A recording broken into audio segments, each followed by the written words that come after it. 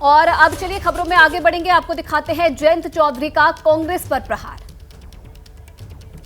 तो जयंत चौधरी ने कांग्रेस पर प्रहार किया है। उनका यह कहना है कि सम्मान पर राजनीति करना ठीक नहीं है। राज्यसभा में जयंत चौधरी ने अपनी बात रखी और कांग्रेस की आपत्ति के बाद जयंत चौधरी ने यह बड़ा हमला बोला।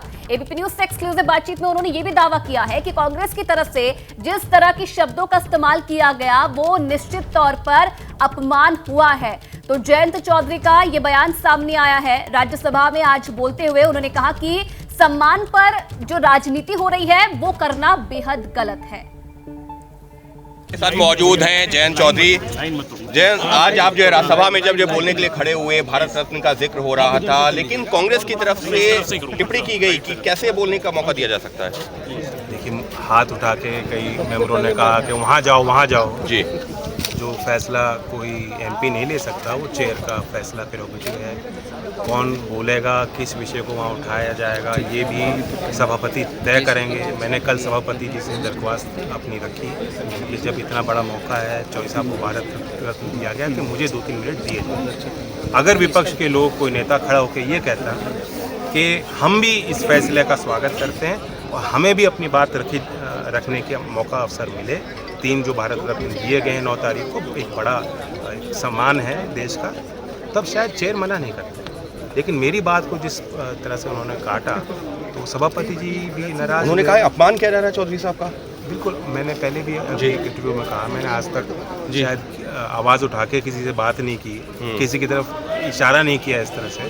तो पर्सनल अटैक तो था, लेकिन ये वो अवसर नहीं है कि मैं अपने पर्सनल अटैक को इशू बनाऊं, मुद्दा बनाऊं। चौधरी चरण सिंह जी मुझसे बड़े हैं, वो एक छोटी दलगत राजनीति से ऊपर हैं, वो एक छोटे चुनाव के मसले से ऊपर हैं।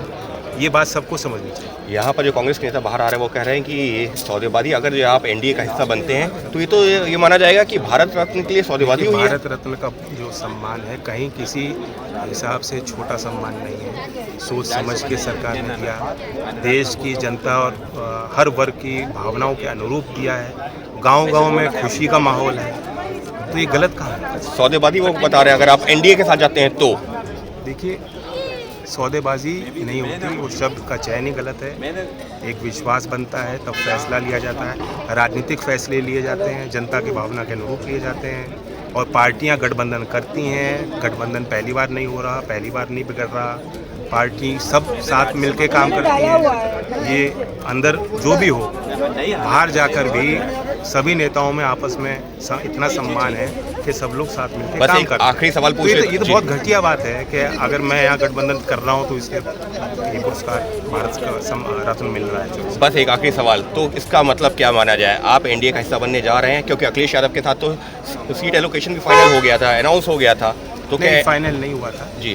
जो सीटों की संख्या घोषित हुई थी उसमें अधिकांश सीटों पे अनिश्चित ही रहा था और वो चीज़ें तय नहीं हुई। आप एनडीए का हिस्सा बनने जा रहे हैं, सीधा सवाल वही मैं जो आपसे पूछ रहा था। जब वो प्रक्रिया पूरी हो जाएगी और घोषणा तय होगी कि किस तारीख पे हम लोगों को पूरा अपना प्लान उजागर करना है, रणनीति जनता और देश के सामने। जो आपने सदन के अंदर कहा कि प्रधानमंत्री नरेंद्र मोदी चौधरी साहब की नीतियों को आगे बढ़ा रहे हैं, विचारों को आगे बढ़ा रहे हैं, आप उसी के साथ में हैं? आप जो आपने मैंने ये कहा कि चौधरी साहब भी बड़े नेताओं से, जो देश के बड़े चेहरे हैं, महान हस्तियाँ थी, उनके नेतृत्व में भी और चौधरी साहब के नेतृत्व में भी वही गुण थे जी। उसी हिसाब से इन कंटिन्यूएशन 10 साल का जो अनुभव है, कई अच्छे काम सरकार ने किए। और मैंने ये कहा कि मैं तो विपक्ष में रहा हूँ 10 साल जी, बिल्कुल, तब भी मैंने इस बात को महसूस किया। और आज जब प्रधानमंत्री चौधरी साहब को भारत रत्न दे रहे हैं, उनके निधन के 37 साल बाद उन्होंने इतना उनको वजन दिया और उनको एहसास है, तो उस भावना को भी तो हमें समझना चाहिए। पहले भी तो दिया जा सकता था, क्यों नहीं दिया? बिल्कुल, पहले भी दिया जा सकता था, क्यों नहीं दिया गया? कांग्रेस की तरफ से जो आरोप लगाए जा रहे हैं उनका खुलकर जवाब दे रहे हैं जयंत चौधरी, और इशारों में उन्होंने ज़रूर कह दिया है कि जब सही वक्त होगा, सही तारीख होगी, सब कुछ जो है फाइनल हो जाएगा, तो इस बात का आधिकारिक ऐलान भी किया जाएगा। तो उन्होंने भले ही ये खुलकर ना कहा हो कि हाँ एनडीए का हिस्सा बनने जा रहा हूँ, लेकिन इशारों में उसकी पुष्टि तो ज़रूर कर दी। Ankit Gupta, ABP news, Delhi.